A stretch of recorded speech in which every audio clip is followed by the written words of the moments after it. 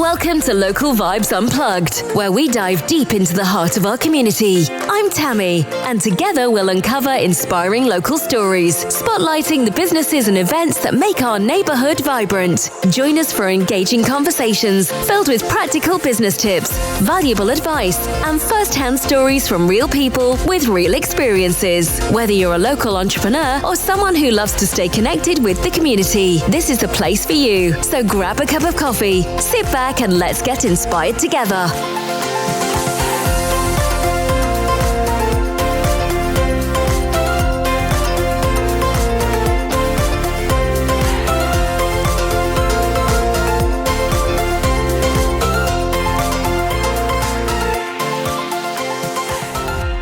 Hi everyone, Tammy here from SMJ Media Group. We are back, of course, at the wonderful Login Lounge, and I have a fantastic guest today.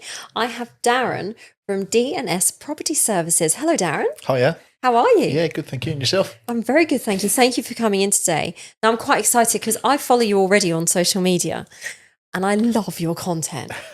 You put out some fantastic content, but tell us, what is it that you do? Bit of everything. So we try and pride ourselves on being a bit of a one-stop shop. There's nothing we can't do. Yeah. Whether that's, we do all our own sort of carpentry, kitchens, bathrooms, painting, decorating, internal floors, second fix carpentry, door linings, and so on and so forth. False ceilings, kitchens, fencing, decking, patios, pretty much everything. And then when it comes to the specialist stuff like the gas and the certification for the electrics, we use two subcontractors for that. Yeah. I won't get involved in gas. It scares me too much. Well, it sounds like you're doing a lot already. So, done. I don't need any more. Don't need another qualification there. No. I used to be electrically qualified to 16th edition, but then I didn't use it. That's it. We were talking before and I couldn't remember something, and I was like, no, it's 16th. It's the edition thing. That's what I was trying to remember. So I used to have it years ago, but then I found myself not using it because we do so much other stuff. Yeah. Unless you're using it every day and you're doing rewires, and the equipment is so expensive and the certification is so expensive. And it's like working in the NHS. You have to take new courses every so often because it's always changing. I think now it's every 5 years, I think it is, and you've got to be NAPIT registered, and all these qualifications cost money. Yeah. Which is fine if you're doing it all day, every day. Yeah. So if like Aaron, if you're a Sparks, then that's all you're doing, then it's worth the money. But for me to go out and spend something like, I think the test equipment. Aaron's one of the electrical contractors we know, if anyone's wondering. Yeah, Red Electrical, hit him up. But yeah, so I think that's something like £1,800 just for that piece of test equipment, the one piece. And then you've got the qualifications that go on top of that. Yeah. And I might be fitting bathrooms for the next 3 weeks. Exactly. So seeing what you do, I've seen some beautiful work. Honestly, you do so much, and I love following. Like most recent one I watched was the roof that got changed on the shed, like a cabin. Yeah. And you work long hours as well. I mean, you were there. It's not always long. Not always, but some days you're like, right, you know what? If it's a couple more hours to finish this, instead of coming back in tomorrow, let's stick it out and finish it. Exactly that, and that's what it was. We sort of it's worth. For the customer as well, they want us in and out. Yeah. So if it means staying on another couple of hours into the little bit of a dark evening, then fine. Because by the same token, there'll be another day where we're done by 1, 2 o'clock and we're home. So you take the rough with the smooth. It's a lot with that. There's this sort of trade. Obviously, there's especially like, I don't know if you find it occasionally in the winter months, especially around Christmas, when people don't want loads of people in their home. Yeah. For this can be the bit where it becomes quieter. So it's good to max out, especially those better months. You know, this time we're in March now. This is where people really start thinking ahead and things start picking up massively. And they say a lot of time, don't they, with like anything to do with like certain constructions, you're working 9 to support for 12 months of the year. Yeah, no, that's right. Because it comes to, you can sometimes find August is a quiet month. Because a lot of people are away on holiday, kids are off school, and they don't want you sort of hanging around the house. Yeah. We tend to, we've touched wood so far, I've never been lucky enough, or never been unlucky enough to suffer that. We've always been busy all the way through, but definitely Christmas time. Yeah, Christmas massively. And as a result of that, I wind the diary down from sort of mid-December, and we're just ticking over. I'm an elf at Christmas. Oh, I do elf work, so at Christmas time for that reason, because that's where it goes quiet. Yeah, so sort of, I manage it in a way that I wind it down sort of second week of December. so what's the area that you cover with your work? So we're based in Farnborough, Yeah. but we obviously cover Camberley, Aldershot, Frimley, Fleet, Church Crookham. What's the furthest, if it says you're on like a mile radius, what's the furthest you like to travel for? I've got customers in Caversham, the other side of Reading. Oh, wow. Yes. I've got a couple down in Salisbury and Durrington. So depending on the job, because obviously there's certain things where it's like, obviously I'm not going to go change a door handle. No, exactly that. The customers that I've got down in Salisbury only get us down there. They'll either save a load of jobs for us, where we can go down there and spend 2 or 3 days down there, or it's a big project. Yeah. I've got customers in Godalming, Egham, Staines. Yeah. I used to live over that way, so that's where some of the customers come from. I've got a couple in Waterlooville. Yeah. So yeah, it's quite a big area, but again, it depends on what the job is and whether it's going to be financially viable to go. So as you say, there's a lot that people can come out for you: flooring, decorating, paneling, light changing, just and also outside work. What do you do? Do you do decking? Yeah, decking, patios. Patios, you do patios. Yeah, patios, fake grass, artificial grass. Yeah. Fencing, exterior painting, masonry painting. Yeah. We don't do driveway cleaning. But I've got subcontractor. I've got a driveway guy that does all. If I had a driveway, I wouldn't want to get involved in it because it's just not me. And I'd rather give it to him and say, there you go, you have the driveway. Because it's not something I've ever really wanted to get involved in. Groundworks, doing the drainage job the other week, that's fine. And then the little repairs around it, that's okay. But when it comes to digging up and relaying the entire driveway, that's not for me. Yeah. And as we were saying, you've got some great content out there which showcases the quality of the work that you do. Yeah, I think if you've got to be, especially in today's now, in the day and age we're living in now, it's all online, isn't it? It is. You've got to be willing to put yourself out there. It's the only way you're going to get work. Yeah. So yeah, we try and it's not easy. And name all the platforms you're on. We're on Facebook, Instagram, TikTok, and at the turn of the year, we just started our YouTube channel. But the YouTube channel's mainly sort of a how-to guide and tip of the, we name it tip of the day. So if there's anything that you've got in your house that it's bugging you, whether it be squeaky floorboards or you've had a little bit of carpet come out of your threshold bar, something simple like that, that you don't necessarily want to get somebody out to do. You think you can do it yourself. There's a guide on there as to how to do it. Ah, brilliant. Or whether it might be if you've got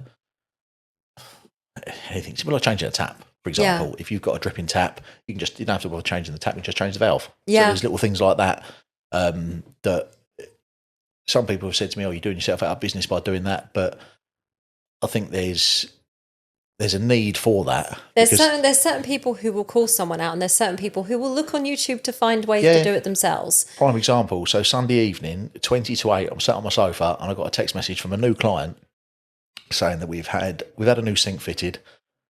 We've currently got no water in the house. They've turned the water off, and that's it. Can you help? That was Sunday night.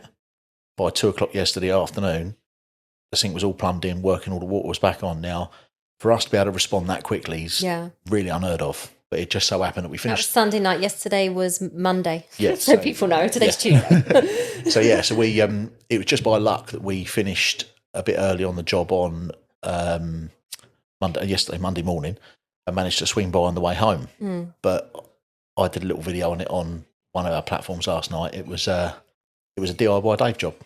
So he'd gone in, ripped the sink out, put a new sink in. I thought, I can fit a sink. It's easy. When he opened the door to re-plumb it all, stood there scratching his head, didn't know what he was doing. So we went out and he had the hot and the cold, and the cold on the hot, and the waste was just chucked in the cupboard. Oh gosh! And you think, yes, all right, it is easy to fit a sink. It's only easy to fit a sink if you know what you're doing. Yeah. And that's kind of little things like that. So people will pay. Yeah, you need, because it's not about so much paying for your time. It's your experience and your knowledge. And getting a job done right. That's right. If you're not 100% confident people, you shouldn't be doing certain things. Don't touch it. Don't touch it. No. You'll make it worse. Yeah. We see a lot of that. You see a lot of that where you go out and someone's tried to have a go at things just to save a few quid, and it ends up costing them more. My favourite one is in the decorating trade where people go, I've already helped you out. I've done all the fillering. Oh, my dearie God. Yes. Yeah. Yes, that's just lumpy, clumpy. Not good. Yeah, there's again, painting. There's another one. There's a well-known phrase which I won't say on air, but there's a well-known phrase for decorators, and it definitely ain't true. Yeah. Because you've got to be able to paint properly, and if you can't, it's using the right products at the right time, and in the right order, and then getting a good finish. And if you're just slapping, anybody can slap paint on a wall. Yeah. But it's getting that finish, as you'll know yourself. Because there's some similarities with my husband's trade and Darren's trade.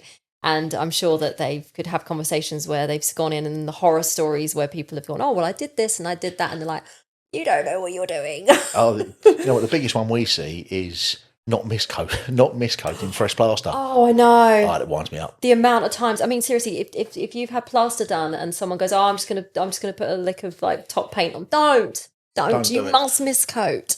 Oh, you'll cause yourself problems. Yeah. Honestly, it's not worth it. And all right, it looks fantastic for the first few weeks. Yeah. And then you call them back because it's coming off in clumps and chunks and taking half the plaster with it. It's not good. It's not worth it. It's not worth it. Pay the extra. If you're going to do it yourself, fine. But get yourself a mist coat or water down some emulsion or do something with it to give it a base coat. Just, with the amount of times we see it, it's unbelievable. And it's hard as well because, say, for example, you've probably had this as well, where you've gone to jobs where you've then had to kind of, the people are like, we want to have the place redone. It needs a bit of sanding here and there. And then you've tried to go paint and you're like, something's not working right here. And then you realise it's because when it was first done, it wasn't miscoated. And now it's causing bobbling and issues later on when it's trying to be attempted or done again. And you've had to go back completely. Yeah. We painted a bathroom ceiling not all that long ago, and it was just where it just needed to freshen up. It was the whole bathroom, in actual fact. And, you give it a wipe over, you wash it all down with your sugar soap, you do all your prep work, you put your roller of paint on, and as you're rollering, the paint's like that. Yeah, it's coming off. And you're just, oh my God. And that's when you realise, was it miscoated? It's infuriating. It really is. And Dave would say the same thing. Oh, yeah. Yeah, it's one of my, as with yours, it's one of, yeah. Yes. Yeah. Honestly. It's horrible. And sometimes where it's been, we could go on about this for ages, but sometimes where it's been so long that a place hadn't been done properly. And we had one room where David was like, this has taken me more days than it should have done because of the fact that it was never done properly in the first place when it was originally done. Yeah. And then that then causes him a problem. Yeah. Pricing wise. Yeah. Because where does he go from there? Because then it's like, well, we say it's a price job, but then you're saying to the customer, technically I'm doing way more work here because I'm having to redo what wasn't done in the first place. Exactly. Yeah. And it's that, do we charge the customer or do we just kind of take it on the chin because we didn't detect it? But it's like, you can't detect it. You can't detect it. And that's why you can't detect it until... I was talking to Gio outside and we were saying about pricing and costing and things. And I think there's certain jobs you can quote and give a fixed definite price on, and there's some jobs you have to estimate, and give sort of a price it will be, with the caveat and the end as this is subject to any problems we may encounter that are unforeseen at the moment. Yeah, I imagine over the years there's been lots of little things that you've learned, and you've gone, right, tweak our terms and conditions. This amend this to that. Yeah, definitely. And I think if we're doing a job, we put it on the bottom of the estimate. If, let's for argument's sake, say a kitchen, because you never know what horror stories you're going to find when you rip a kitchen out or a bathroom. Yeah. And it's always, the caveat's always on the bottom as just a note. This is subject to alterations depending on any issues we may encounter upon rip out. It's got to be there because you've got to cover yourself. Exactly. And it's people like yourself and my husband that you need the people who know what they're talking about with this stuff to come in and do this. And I've seen your work firsthand, especially the videos you put up. Beautiful work. Fantastic work.